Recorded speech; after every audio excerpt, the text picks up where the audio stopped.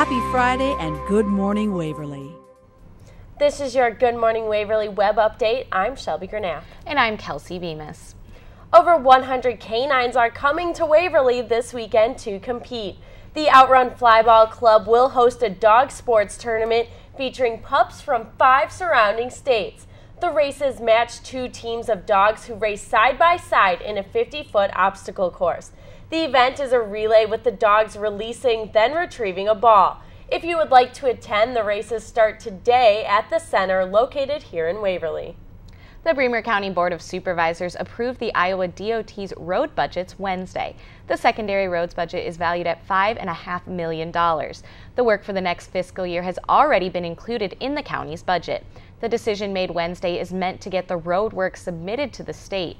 Among the projects on the 5-year program include 2 road resurfacings and a bridge repair over the Cedar River. Waverly police arrested a Minnesota man suspected to be part of a drug ring. Christian Gerald Benson of Minneapolis was arrested after trying to steal prescriptions at local pharmacies. Police believe Benson may be part of a Chicago area group who steal prescriptions to get high. If convicted, Benson could face up to 5 years in prison on each felony charge. He is currently being held in the Bremer County Jail on a $15,000 cash bond. And for those looking for upbeat entertainment this weekend, one local music group may have just what you need. The Shell Rock Music Association's April production of Spring Swing 2013 premiered last night. It features performers from 12 different Northeast Iowa communities. The show will play at the Shell Rock Boyd Building tonight through Sunday and the 18th through the 20th at 7:30 as well as at 1:15 and 3:30 this Sunday. Tickets are $12. Recently, the Facebook pages of various colleges have caught the attention of many for their so-called anonymous post.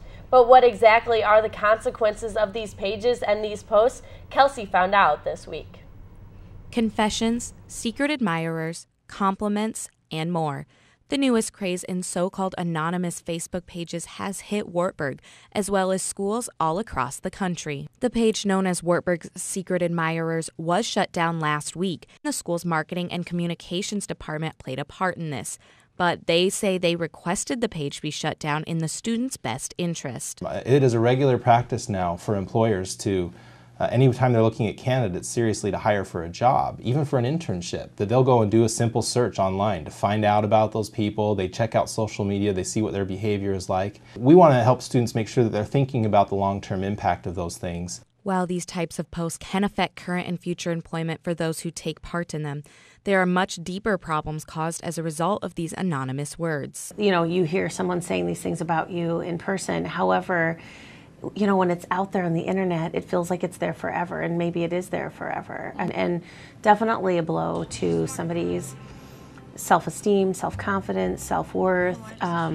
Those kinds of things just don't feel good. Workers at Waverly Shell Rock schools say that although these specific types of Facebook pages have not reached the high school or middle school level, they have seen cases of cyberbullying increase with the rising popularity of social media. You know, when we think of how bullying looked back in the day, and yeah, it was there, and not as much was reported, and I think it's just because communication is so readily available with these kids with this. Whether it be at the 6th grade level or at a collegiate level, words hurt. One way to prevent this is to start bringing awareness of this issue to students at a young age. I mean, there's the bullying, we talk about suicide that often happens more at the high school level. You know, if it continues, it seems like it just becomes a greater risk for big things to happen if we don't take care of it now. Newsom says the best way to avoid these negative feelings is to avoid social media altogether. Facebook is something you don't have to look at.